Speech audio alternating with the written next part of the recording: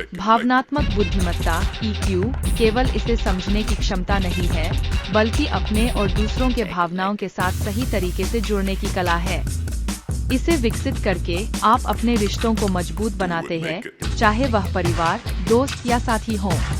आपकी भावनात्मक बुद्धिमत्ता संतुलित और गुणवत्ता युक्त रिश्तों की नींव रखती है। EQ का पहला पहलू है आत्म-जागरूकता। जब आप अपने विचारों और भावनाओं को समझते हैं, तो आप उस रिस्पांस का आकार दे सकते हैं, जो आपके आसपास के लोगों पर प्रभाव डालता है। उदाहरण के लिए, जब आप गुस्से में होते हैं, तो यह महत्वपूर्ण है कि आप उस गुस्से को पहचानें और उसे नियंत्रित करने का प्रयास करें। इससे आप बेहतर तरीके से संवाद कर सकते हैं। दूसरा महत्वपूर्ण पहलू सामाजिक जागरूकता है। यह आपके आसपास के लोगों की भावनाओं और उनकी प्रतिक्रियाओं को समझने की क्षमता है। यदि आप दूसरों के भावनात्मक संकेतों को महसूस कर सकते हैं, तो आप उनके साथ बेहतर समर्पण कर सकते हैं।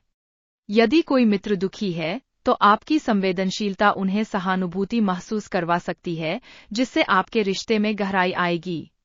तीसरा तत्व है रिश्तों का प्रबंधन। अच्छी भावनात्मक बुद्धिमत्ता का मतलब है मुश्किल परिस्थितियों में भी रिश्तों को बनाए रखना। जब आप किसी विवाद का सामना करते हैं, तो न्याय और समझदारी से निपटने का गुण आपको आपके दोस्तों और परिवार के करीब लाता है। समस्या को सुलझाने की प्रक्रिया में आपसी सम्मान और सहयोग से संवाद महत्वपूर्ण होता है। अंत में, भावनात्मक बुद्धिमत्ता विकसित करना निरंतर प्रक्रिया है। हर दिन नई चुनौतियों का सामना करते समय भागीदारी, संवाद और सहानुभूति आपके विकास में सहायक होती है। इसका अभ्यास करके न केवल आप अपने खुद के भावनात्मक स्वास्थ्य को बेहतर बनाते हैं, बल्कि दूसरों के जीवन में भी सकारात्मक बदलाव लाते हैं।